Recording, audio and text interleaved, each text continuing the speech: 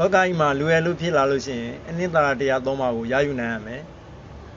အနှစ်သာရတရားသုံးပါးကိုမရယူနိုင်ဘူးဆိုတာနဲ့မိမိတို့တွေကလူဖြစ်ရကျိုးဆုံးရှုံးသွားမယ်လောကကြီးမှာလူတွေကပုံစံမျိုးမျိုးနဲ့ကျင်လည်ကျစားကြတယ်ဆင်းရဲသူကလည်းဆင်းရဲသည့်အလျောက်စားဝတ်နေရေးရှာဖွေကြတယ်ချမ်းသာတဲ့သူကလည်းချမ်းသာသည့်အလျောက်စားဝတ်နေရေးရှာဖွေကြတယ်အဲ့လိုရှာဖွေရင်းနဲ့နော်မိမိတို့တွေကအပျော်ပါးတွေလိုက်စားကြတယ်ကာမဂုဏ်အာယုန်တွေခံစားကြတယ်ကိလေသာကာမဂုဏ်အာယုန်တွေအဲ့လိုအပျော်ပါးတွေလိုက်စားနေတဲ့အခါမှာမိမိတို့တွေကလူဘဝအနှစ်သာရတရားကိုနော်အမှတ်မထင်နော်တတိလက်လို့ဆုံးရှုံးသွားတတ်တယ်အဲကြောင့်မလို့မိမိတို့တွေကဒီလိုအနှစ်သာရတရား၃ပါးကိုမဆုံးရှုံးအောင်မိမိတို့တွေကတတိတရားကပ်ပြီးတော့နော်ဒီအနှစ်သာရတရား၃ပါးကိုရယူနိုင်နံပါတ်1လူဘဝရဲ့အနှစ်သာရနော်ကိုကျင်တရားကောင်းတဲ့နော်လူတွေကနော်လူဘဝရဲ့အနှစ်သာရကိုကိုကျင်တရားကောင်းလို့မတွေ့ဖဲနဲ့မိမိတို့တွေကစင်ရွှေရတနာကြောက်တံဗရမများနော်ပညာကုံတနာကုံစသည်အဖြစ်ဒီလိုဂုံတွေကိုမိမိတို့တွေကလူဘဝရဲ့အနှစ်သာရလို့ထင်တတ်တယ်ဟုတ်ဘူးလူဘဝရဲ့အနှစ်သာရကိုကျင်တရားကောင်းလူဆိုရင်၅ပါးသီလနော်၈ပါးသီလ10ပါးသီလနော်စောင့်တည်ရမယ်ရှင်သာမဏေဆိုလို့ရှိရင်နော်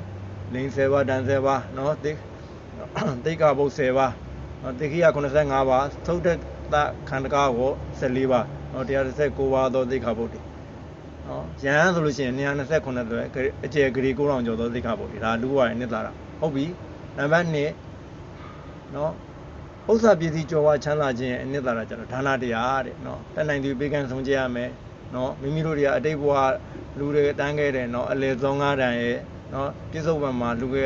တန်းနဲ့နော်ပထမစောတထမစောအဲ့နှစ်ခုပေါင်းလိုက်လို့ရှိရင်နော်ဥစ္စာပစ္စည်းကြော်ဝါချမ်းသာခြင်းကိုရလိမ့်မယ်ကဉ္ဉဝိရိယနဲ့ရှာဖွေလိုက်โอเคနံပါတ်3က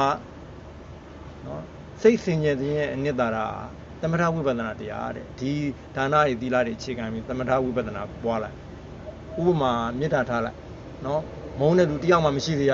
နော်တတ္တဝါတွေကိုတနာကျင်နာရမယ်နော်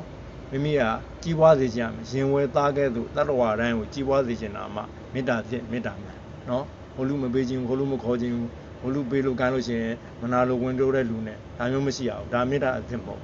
နော်အချစ်ကအချစ်တတ်ဒီတော့မိမိတို့ရအနှစ်သာရတရား၃ပါးကိုရယူနိုင်ကြပါစေနော်ရှာဖွေစုဆောင်းရင်းနဲ့မိမိမျိုးနဲ့အပြောပါးတွေလိုက်စားမှုမှနော်ပါတဲ့ပါကင်းတဲ့ကင်းလာပြီးတော့လူဘဝရဲ့အနှစ်သာရကိုကျင့်ကြံကြိုးစားအားထုတ်ပြီးတော့ချမ်းသာရယူနိုင်ကြပါစေလို့သူ့မှုကောင်းတောင်းပေးလိုက်ပါ